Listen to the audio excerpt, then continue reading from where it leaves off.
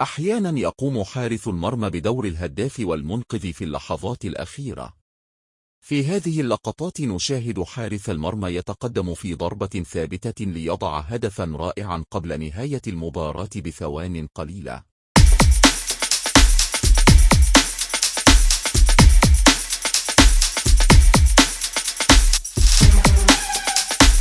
وهنا يتقدم حارس المرمى ومن كرة مرفوعة ووسط غابة من السيقان يحرز هدفا رائعا على طريقة كريستيانو رونالدو ليحتفل به أصدقاؤه.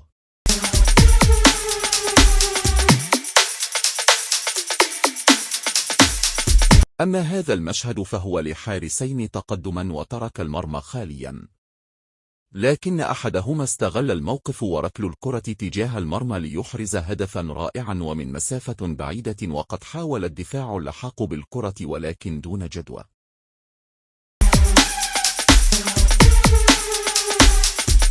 وهنا يطلب حارس المرمى تسديد ضربة حرة مباشرة في نهاية المباراة، وبالفعل ينجح في وضع الكرة على يمين الحارس، فمكان صعب على الحارس الوصول إلى الكرة. أنه بالفعل هدف رائع، وهذا الحارس يستحق ثقة زملائه. وبنفس الطريقة ولكن هذه المرة على طريقة روبرتو كارلوس، تقدم الحارس ليسدد ضربة حرة مباشرة وقام بالتسديد على يسار الحارس، وهنا تظهر مهارات الحراس الحقيقية.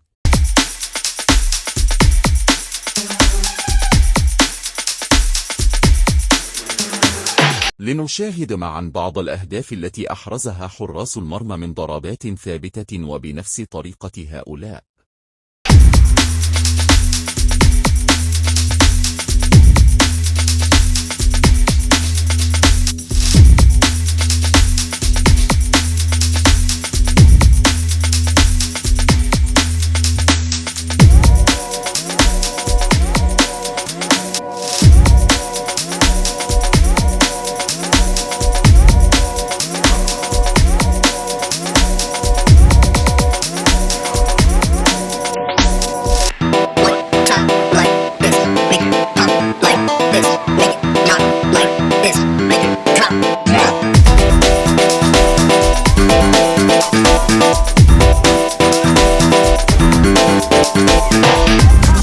أما تلك الأهداف لحراس المرمى فكانت غير متعمدة، وإنما كان الغرض من ركل الكرة وقتها هو التمرير الطويل في عمق الملعب، ولكن شاءت الظروف أن تدخل تلك الكرات إما لتقدم الحارس وإما لوجود عيوب أو مياه على أرضية الملعب.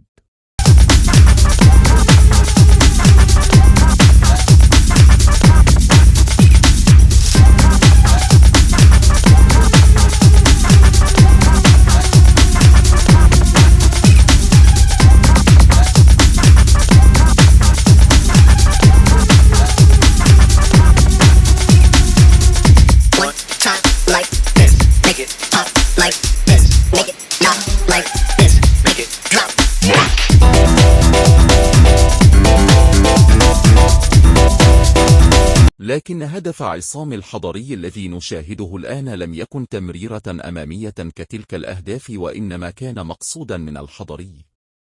لاحظ الحضري تقدم الحارس وبسرعة سدد الكرة تجاه المرمى، فاصطدمت بالقائم ثم سقطت لتصطدم بالحارس ثم المرمى.